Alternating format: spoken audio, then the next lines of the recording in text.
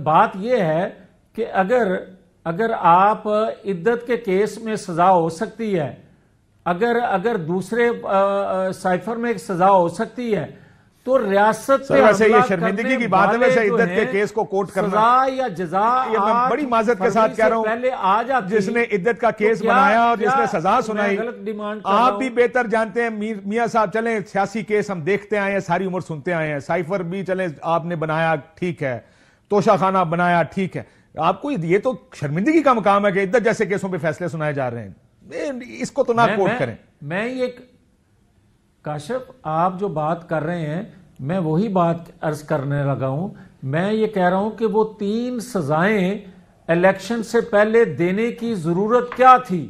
میں تو ڈیمانڈ یہ کر رہا ہوں کہ آپ 9-10 مئی کا جو 10 ماہ پرانا کیس تھا ریاست پہ حملہ کا، اس پہ آپ جو فیصلہ کورٹ دینا چاہتی تھی دیتی، تاکہ لوگ کھلے ذہن سے صاف ذہن سے 8 فروری کو اپنا ووٹ کاسٹ کرتے۔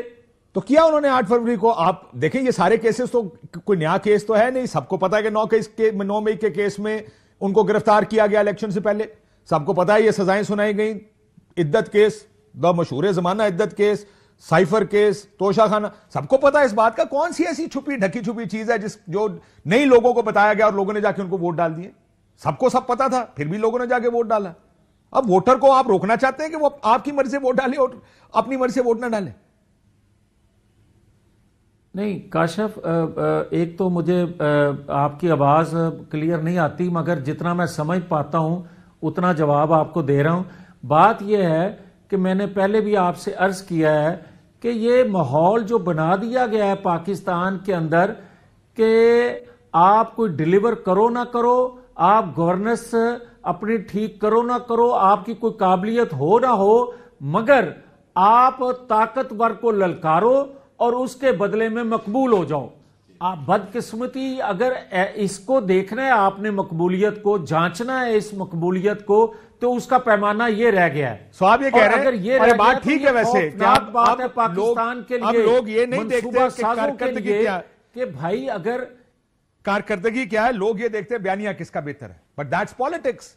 ملک دیکھیں، دنیا میں آپ اپنا پیغام لے کر لوگوں کے پاس جاتے ہیں، لوگ فیصلہ کرتے ہیں کہ وہ آپ کا پیغام مانتے ہیں یا نہیں مانتے۔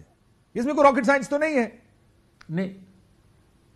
نہیں کاشف، بدقسمتی یہ ہے کہ پاکستان کے اندر جو چیزیں، جو حربے استعمال کروائے گئے عمران خان کے لیے اور اس نے اپنا لیے، اس کے بعد اگر 1,26,000 تنخواہ دار لوگ جو ہیں وہ ایسا کام کر رہے ہوں گے کہ جھوٹ کو سچ اور سچ کو جھوٹ بنانے لگ جائیں، تو پھر میرے بھائی نتائج اسی طرح آیا کرتے ہیں۔ تو جھوٹ کو سچ بنایا ہے آپ کے خیال میں؟ یہ سچ کو جھوٹ بنایا؟ پہلا سوال تو یہ، لیکن میاں صاحب کو بھی تو سزائیں اسی طرح ہوئی تھی پچھلے الیکشن سے پہلے، اس وقت آپ نے نہیں کہا کہ ہمیں فائدہ دینے کے لیے ہوئی ہیں، آج آپ کہہ رہے ہیں اس کو فائدہ دینے کے لیے۔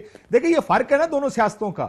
آپ کو اوپن پالیٹکس کرنے دی گئی، آپ کے لوگ الیکشن لڑے، آپ نے سینٹر پنجاب جیتا، ایک الیکشن ہوا، اس میں خرابیاں تھی بہت سی، پری الیکشن خرابیاں تھی، الیکشن ڈے RTS بیٹھا، لیکن وہی فارمولا اس الیکشن میں، اس الیکشن کو دیکھ کر کہتے ہیں ہمیں نقصان ہوا، اس الیکشن کو دیکھ کر کہتے ہیں اس کو فائدہ ہوا۔ اب یہ تو اب نتیجہ دیکھ کر آپ فیصلہ کر رہے ہیں نا۔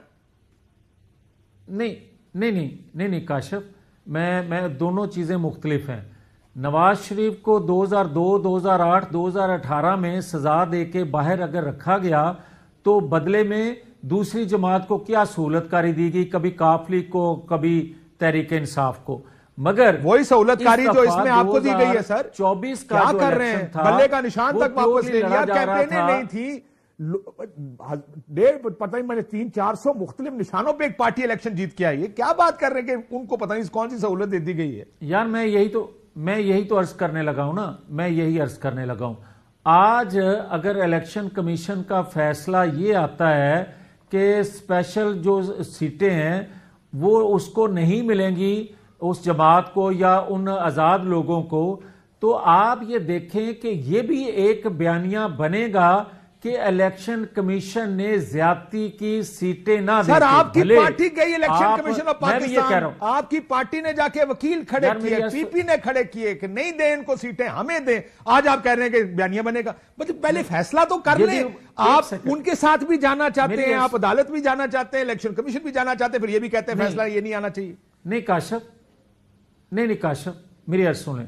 میں ذاتی طور پہ, میں اپنی پھر بات کر رہا ہوں, میں ذاتی طور پہ رائے دے رہا ہوں کہ ان کو سیٹیں ملنی چاہیے. چلیں کوٹ, میں ذاتی طور پر بڑی مہربانی آپ کی, کیونکہ یہ بات آپ کو اپنی لیڈرشپ کو سمجھانی چاہیے اچھا نہیں سمجھتا کہ یہ سیاست اور جمہوریت ایسے نہیں چلتی, وقتی طور کے فائدے لمبے نقصان دیتے. مگر کیا یہ بھی ایک حقیقت نہیں ہے کہ آپ جو پروسیجر ہے, جو قانونی پروسیجر ہے, آپ اس کو اڈاپٹ کیے بغیر ڈیمانڈ کریں گے تو یقیناً آپ کو یہی پھر جواب ملے گا یا یہی فیصلہ ملے گا. یہ بھی دیکھنے والی بات ہے. بدقسمتی یہ ہے کہ آپ پروسیجر اڈاپٹ کرتے نہیں ہیں, مگر آپ ڈیمانڈ کرتے ہیں کہ طاقت کے بل بوتے پہ مجھے یہ چیز مل جانی چاہیے. آپ ڈیمانڈ کرتے ہیں حضور, یہ آپ کی ڈیمانڈیں ہوتی ہیں, یہ آپ ہی کہتے ہیں دیکھیں جناب آپ نے یہ کیوں نہیں کیا, اس کو کھلی چھوٹ کیوں دے رہے ہیں.